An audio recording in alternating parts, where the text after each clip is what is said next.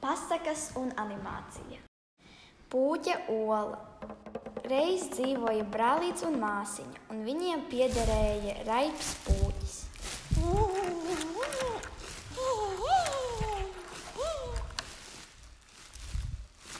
Kādu pavasara dienu Pūķis izdēja zaļu olu.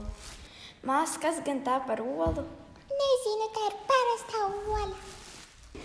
Tā ir mana zaļā ola. Labi, nesam mājās.